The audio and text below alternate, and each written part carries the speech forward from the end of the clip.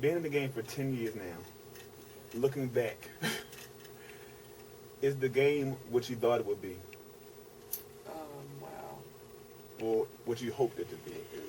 It is and it's not. You know, the people that are left with things and that have things that will last for ages and ages through our kids' lives are the Quincy Jones and the Lionel Richies, and they are exactly who we thought they were. They're geniuses. And the rest of the business is about how much can I hustle out of it. And that part is strikingly, is alarming to me, because I said this once today, it's we as a culture, we don't have a Coca-Cola, we don't have a Home Depot, we don't have, you know, things that are built off of the name of a black man. So when we have music, this is what it is. Like, this is all we got. So to watch us kind of day in and day out hustle what we have instead of bottling it up like we should, to sell it the right way or to treat it the right way, we kind of self-implode. So we're just basically destroying what we have. So that part, I didn't know that we were so self-destructive. Like crabs in the barrel. Yeah. Bingo. Now, you recently did a remake of Aaliyah's One in a Million. Oh, yeah. And I did it. Yep. now some of the What? fans, they weren't too happy about that. Like, what are you doing? What? What do you say? Like, why did you pick that song to do? I don't say nothing. I'm a fan just like they're a fan of Aaliyah. When they in there, I tell you this, won't you make your version? And then when we find the person that out-sings me, then we like, all right, well, cool. You won, and I give you $20,000, and we good. So the negative comments aren't bothering you? They can't. Like, it's music. Like, that's part of the problem. And not only that, who are the negative comments coming from? Are they Grammy Award winners? Talk to him. Well, what's the whole situation with you and the FBI? Was you snitching? What was that about? See, that's a whole other thing. Snitching. No, actually, what happened was, it was actually more so of a tactic, because I knew that somebody close to me has been leaking records. And you can't really stay close to you, or kind of like semi. You have to depend when you get to a certain stage in the business. You have to depend on a lot of people to keep your things. Some people you know, some people you don't. Some of them are, you know, you don't know like that. You may know them on a first name basis, and they may hand something to somebody else and say, run this over to. So, you know, to keep from becoming super paranoid, you know, you kind of keep your eyes on everybody. So it's more so of a tactic to kind of see who would come to the light and say, man, it was me, you know, I did it. And, you know, we found out the person that did it. But on the flip side of that, it's funny how many people actually said the word you just said, which is snitch, when it's actually stealing. right? And defend it.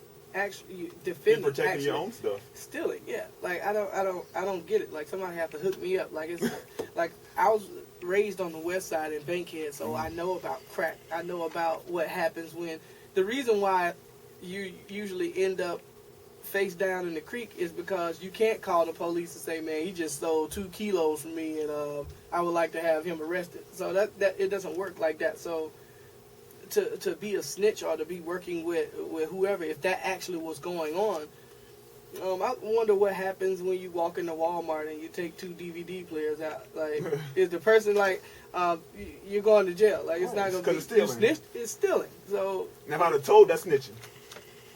well, that's what you're going to call it. But if you took the loss, if you can go home and lose that, like, where you live at? And Owens Mills. All right, what's your address?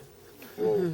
See, We're on the radio. just give us the address. Let us come over there and steal something out your house. And if you tell, I'm a snitch. Hands down. I'm a snitch. Hands down. I'm a snitch. and so, you know, that's what I got from it. I'm like, you can't just walk in my house and steal something. I'm not coming out to go murk you. Like, what you want me?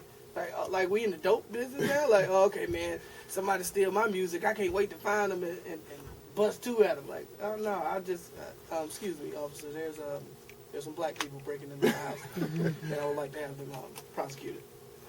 Now, me being in radio, and of course you being an artist, we hear people say, I want to be a rapper, I want to be a singer all day, every day. But you also wrote for yourself, Beyonce, Celine Dion, Rihanna, Mary. Can you explain the importance of writing your own music or get into a situation where you write for others, like the benefits of doing that? Wow. Unilaterally, the benefits are, I mean, writing for Beyonce, for instance, you know, I make money as a cultural artist on myself because how I stay afloat, it isn't really determined by a monetary thing. It's determined by, because we as a culture determine what's hot. You know, like, it doesn't have the value that it has once it gets to a certain artist at a certain height, but we let you know what's hot. And you flip it and do whatever you want to do with it after that. But you take that same mind frame and you give Single Ladies to Beyonce, and she's going to sing it. It gets spit 1 billion times over the world. Alvin and the Chipmunks take it, gets spit 1 billion times, and now it's in Sex and the City too. And it's just going to keep happening over and over again. So but that person doesn't get that record without me still having a stamp on me in a cultural sense. If you get what I'm saying. Yeah. If there's not a stamp like this is the guy, I don't get that look anyway. I have to be that guy in this community. Like, I have to be the guy culturally. Just like Timbaland at a point had to be the guy with Aaliyah and Missy. They had to be those guys before. Kelly had to be that guy before he wrote I Believe I Can Fly. He had to be that guy in a sense. Like, those songs mean just as much as I Believe I Can Fly, even though monetarily they don't even compare. You know, he'll be spending that money when he's resurrected. Or his grandkids. Right. But let's be real, the money in writing. But yeah, well, the writing and the art, if you're just basing it off of being an artist and writing, it's not even close. Yeah, it's not.